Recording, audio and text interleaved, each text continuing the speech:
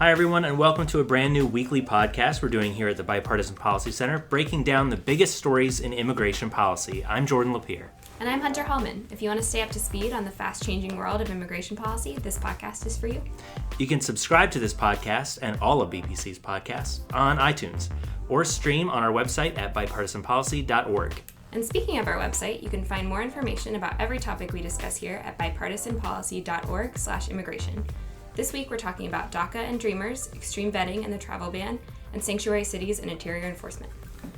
The deadline for DACA recipients to get one last 2-year renewal of their status under that program has now passed. And that means the clock starts ticking for Congress to take action before the program expires next March. Here to update us on the state of play is Theresa Cardinal-Brown, BPC's Director of Immigration and Cross-Border Policy. Hey there. Theresa, what do we know about how many people might have filed for an extension of their DACA status before last week's deadline? So what we know so far is about 120 to 130,000 Dreamers DACA recipients whose status would have expired in the 6-month window who are eligible to file for an extension. What we've just learned is that approximately 2/3 of those we believe have filed for those extensions. So not everybody was able to get in on time. A lot of reasons for that. There was a strong push against the Department of Homeland Security to extend that deadline, especially for DACA recipients who live in some of the states that were ravaged by the hurricanes.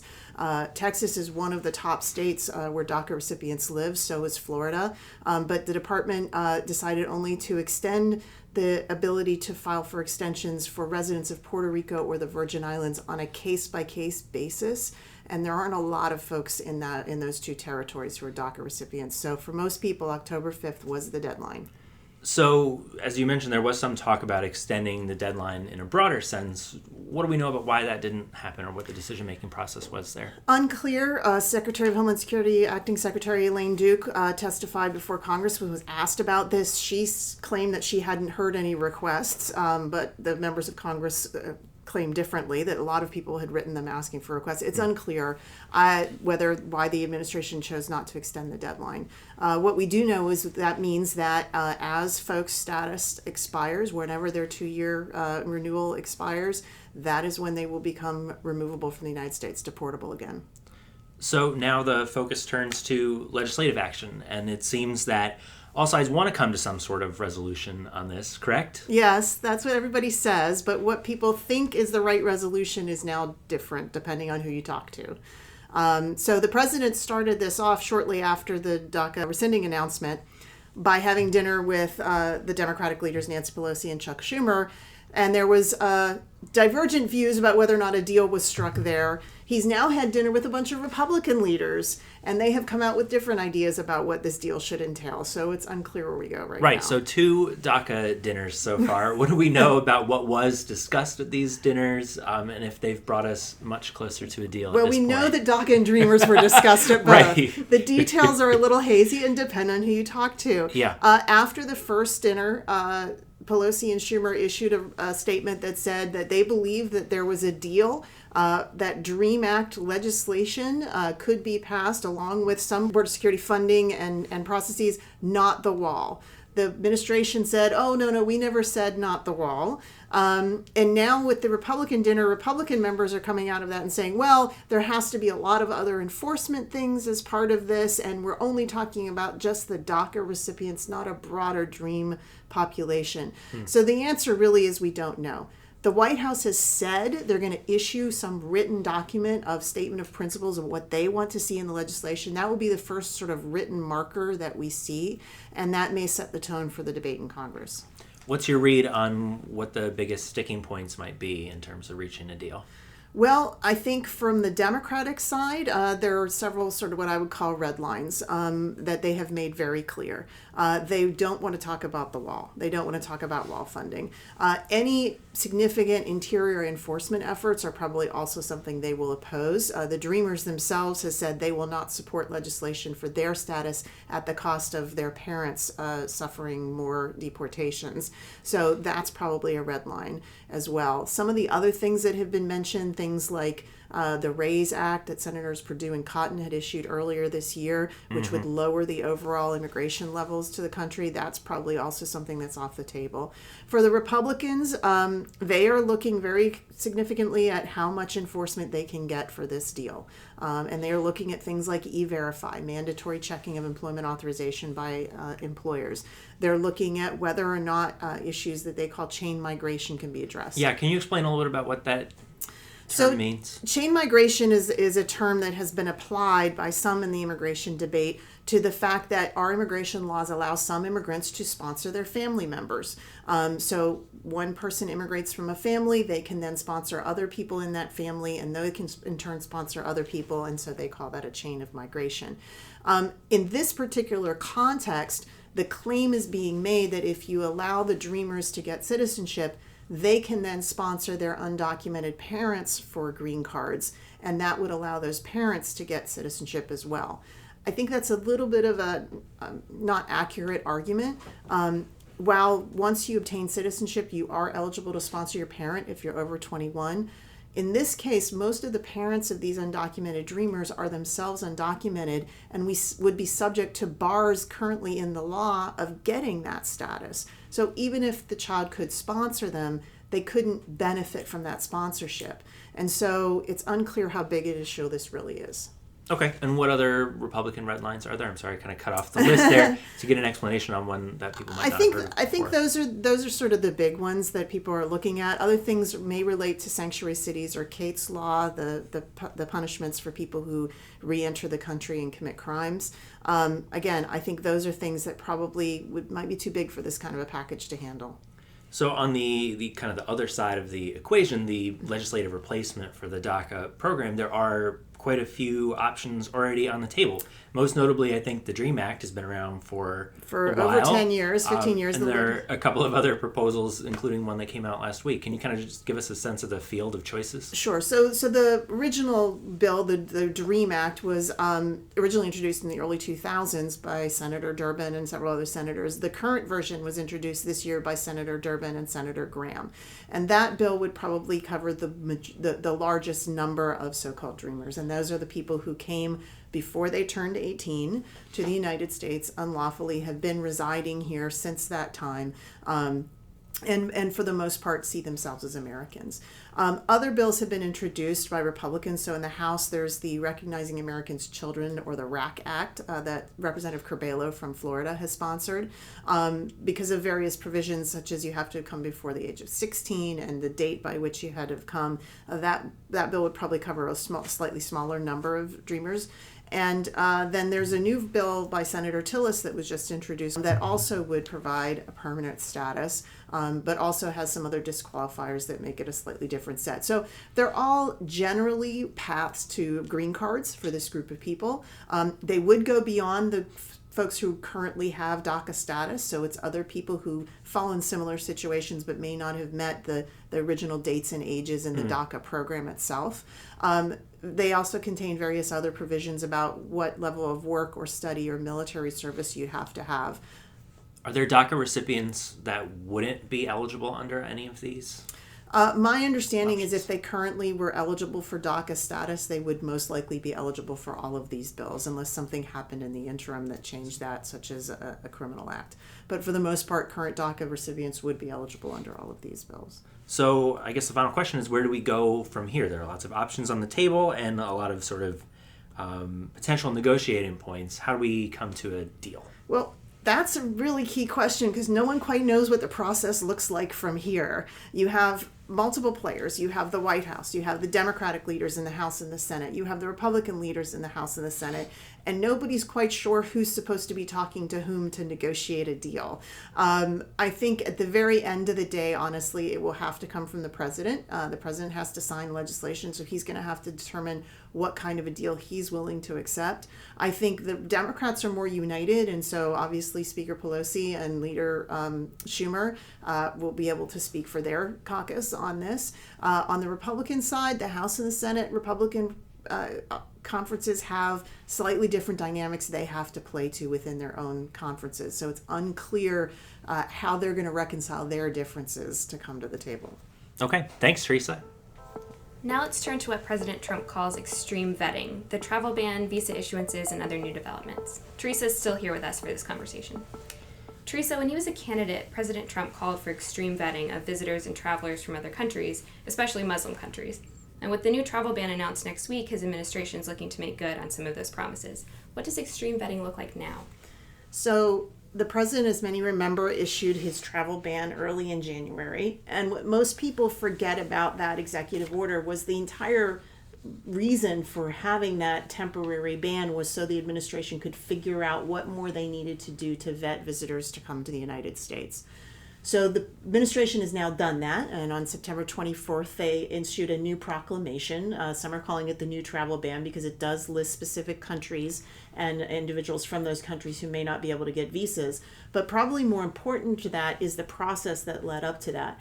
The government assessed what information every country was giving us with regard to its nationals to be able to screen and vet them. That included criminal information and terrorist information, being able to identify who they are within the country's own databases. Can we validate their passports?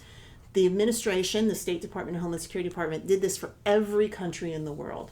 And after doing that evaluation, they assessed those countries and said, for most countries in the world, we think we're getting sufficient information and cooperation from them to do that. But there were a few countries that we still don't have that for, and those were the countries in the new ban. In addition to that, the administration is looking at the information we already have or can ask from applicants for visas with which to screen. So, for example, they have issued a new notice in the Federal Register covering what they call their system of records, which is the databases that they keep under the Privacy Act, saying that they want to be able to check the social media accounts of people who apply for visas. This is one issue that has been on the minds of a lot of people because the social media accounts of some folks like the San Bernardino shooters, for example, might have indicated that there was a problem that could be happening. So what exactly does that mean? I mean, the breadth of social media is so large now, it seems like quite a massive undertaking to have to look at social media accounts for every immigrant who wants a visa. So it's not clear from this Federal Register notice exactly how broad it's going to be. Clearly, they're going to ask applicants for visas to give us their Twitter handles and social media handles so that their profiles can be looked at. The extent to which they will be looked at or checked at, how broad are they going to check their friends list then and their friends of friends? That's still all very, very vague. And the administration is not making it very much more clear, again, in the name of security, exactly what they're going to do with that. Are there other countries that vet social media in that way? I think every country that has had to deal with terrorist incidents is trying to figure out how to manage this particular problem. It is, social media accounts, as much as we want to talk about them in privacy, we're putting our private lives out for public consumption. And so it is considered publicly available data. We know that intelligence agencies look at this data all the time, and the vetting process Potential employers use this data all the time. Potential employers use this data all this time too, right? So it's not a far stretch to say the government would look at that publicly available data. But the scope and the scale is an important one. We have millions and millions of visitors to the country every year. There are hundreds of thousands of applications for visas and benefits filed every week. How much resources does the government want to spend to look at everybody's social media profiles and try to figure out, and what standards are they looking for? As we all know, when you're on social media, sometimes it's hard to tell the difference between something that's ironic or satiric and something that's really true and well-meaning. We just don't know that yet, and so that's causing some consternation from a lot of people. One thing we do know is that all of this talk about extreme vetting and all of these other things that the administration is doing is having a deterrent effect on people applying to come to the United States, particularly from Muslim countries. So visa applications, particularly for visitor and student visas from a lot of these countries, are significantly down. The approval rates are down. We just read an article yesterday that American business schools are seeing some of the lowest foreign national applications that they have ever seen for U.S. MBA programs. So who's benefiting? Guess who? Canada and the UK are turning out to be great destinations for folks looking for English language secondary education and post-secondary education. So our loss is their gain. Do you think that's sort of a panicked response, or do you think that's a more long-term trend we're going to keep seeing in the future? It's probably too soon to know. A lot happens when there's a lot of public pronouncements, and the indications, I think, is these turn into regular processes and more people understand how those processes work in real life. They may find out that it's not as serious as they thought it was, and more people will start applying again. But it's something to keep an eye on, for sure. Great. Thanks for the update, Theresa. Finally today, let's take a look at what are often called sanctuary cities and how the federal-state relationship on immigration enforcement has changed under the Trump administration. I want to welcome Cris Ramon, an immigration policy analyst here at BPC. Cris, welcome to the podcast. Thank you for having me. Last month, the Department of Homeland Security carried out mass detention operations in some so-called sanctuary cities, and the Justice Department has sought to restrict funding for policing programs in those communities. Are these efforts to just place some pressure on sanctuary cities? I think, without a doubt, I think that is the case, that you are seeing sort of a pressure on these cities. And I think it's important to sort of step back and understand the context in which all this is happening. Obviously, during the presidential campaign, Donald Trump was stating that his immigration policy was going to be an enforcement-first policy going after bad hombres. And what you're seeing now with these policies, both coming out of Attorney General Sessions, his proclamations and policies where he's trying to basically limit access to funding for so-called sanctuary cities or sanctuary jurisdictions, and you're also seeing these recent actions from ICE. What you're really seeing is sort of this enforcement first priority that you're seeing in the policies that the administration has been adopting with this. So I think really that is what you're seeing here. That's been the driving motive. So if the goal is to try to pressure sanctuary cities and jurisdictions to change their approach, are these efforts having any success? Are they working? It's interesting because if you look at it from the Department of Justice has been doing that, courts have been blocking that. You can't have the federal government actually force localities, municipalities to do things that you want by reducing funding. This came out of a Supreme Court case that was talking about the the Affordable Care Act, where they were talking about that the Obama administration wanted Medicaid expansions for the states, and they said we would limit funding if you don't do that, and the Supreme Court knocked that over. So you are seeing sort of this pushback and sort of this conflict between the cities and the federal government. Now with these raids, I think that is sort of a lot of pressure, and it will be putting a lot of pressure on these cities to try to comply. But if you really think, are they going to be complying with them? Possibly not. It's entirely, I think right now it's just too soon to know whether this is going to be sustained action or whether this is just going to be another effort for the administration to be able to see its important policies being adopted on the ground. So jails also figure heavily into the sanctuary cities debate, specifically the role of jails in housing immigrants who have committed crimes.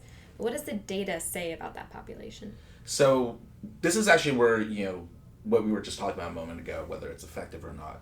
One of the things that really gets lost in this discussion is the fact that there are cities and there are counties, and counties largely operate the jails. And so when you're talking about sort of this push on making cities sort of comply with what the Trump administration wants, you're kind of forgetting it's actually the jails and the counties that operate this. And I think that's actually also really important in looking at the data.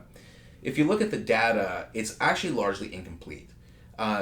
Unlike, say, the state and federal prison system, where you have these institutions that actually have a systematized definition for foreigners in prison and actually keep these numbers, you don't really see them having a systemized approach in jails. Jails and the counties that oversee them, or the sheriff offices that oversee them, don't actually keep systematized records for this. One, it could be the case that in LA, there could be one way that they gather data and they define foreigners in prisons. It may be the case that Chicago or New York has another way of doing it. And so what you have is you don't have this sense of what the actual population of foreigners or non-citizens in these jails. If you're looking at, where is there hard data, the Congressional Research Service in a September 2016 report tried to put together an estimate, and this is the year 2002 to 2013, and 2013, which is what they were able to sort of get up to at that point, they were saying non-citizen population in local jails was 43,872. But even there, they say that this data is incomplete for the reasons I just discussed, that there is no systemized way that jails and counties gather this. Now, why is this really important? Well, if you have a whole policy and political debate about, should these so-called sanctuary cities or sanctuary jurisdictions be complying with the federal government with the detainer of the requests? In other words, when DHS has a request out for an individual that may have a probable cause for being removed from the U.S. that's been detained in a jail, you're having all these debates, but you really don't know what the population is. So when you see Attorney General Jeff Sessions, he's talking about letting out all these criminals at these sanctuaries, or letting out all these individuals. Well, if we don't know what the actual population size is, we actually don't know how many people are actually being let out in the streets. We also don't know whether or not detainer requests, if they're being complied with, whether or not they are basically drawing in a large significant population of individuals in jails. So I think the fact that we don't have this sense of what the population is, I think is it makes things more difficult to be able to understand what good policy is and what effective political discussion is about these issues. So how does that question fit into sort of the larger question about federal-state cooperation on immigration enforcement? That's where it comes down to what is it that you expect. Well, let me step back. So you're talking about sort of understanding how these two entities can work together. And I think that if you don't know the data, and if you don't know the actual population, it makes it very difficult for both federal and state authorities to be able to come up with a consensus of the best ways of addressing these issues, right? Because, I think at the end of the day, you do see, local jurisdictions do want to be able to work with federal authorities on a lot of issues. It's just that at the same time, they also want to be able to respect their own independence. And in some instances, they want to be able to work with these populations. And so without an effective source of data, I don't think that there is a way for these two parties to be able to have an effective conversation about what would, an effective response to detainer requests be. What would an effective way of knowing how ICE and local authorities can be able to work and, be able to understand who's being let out in the streets and what the total population is. So I think that's I think is very key to understanding that issue. So critics of sanctuary cities say they release large numbers of immigrant criminals from jails into communities where they might commit additional crimes, and they point to some very specific and noteworthy examples of those things. Does the data back that up? So this is, and once again, this goes back to, what is the total population and what is the total number of detainer requests? So TRAC, which is an organization based out of Syracuse University, has put out some numbers, and they usually are able to get this through FOIA requests. They were saying in March 2017, there were 13,971 detainer requests that were issued. 7,139 of them were complied with. 678 were refused. 6,154 were unknown about. And so, it goes back to the sense of how many people are being let out in the streets, quote unquote, being let out in the streets because the detainer requests aren't being complied with. But then again, it goes back to the core issue of what the number of people who are released, what is the total number size of that for the population of non-citizens in jails. And I think, the problem is, critics can blow one incident out of proportion without really realizing, well, we're not releasing that many people at all, or we are releasing a lot of people. So, okay, Cris, thanks for coming on the podcast and talking to us about sanctuary cities. Thank you. And that about wraps it up for this week's episode. I want to give a special shout out to Gretchen Akins, the producer for this week's episode. We'd love to hear your thoughts on these discussions and any questions we should raise next week. You can connect with us on Facebook by searching Bipartisan Policy Center, and we're on Twitter at @BPC_bipartisan. And don't forget to subscribe to this podcast, as well as all of BPC's podcasts, on iTunes by searching Bipartisan Policy Center. Thanks for listening. We'll be back with you again next week.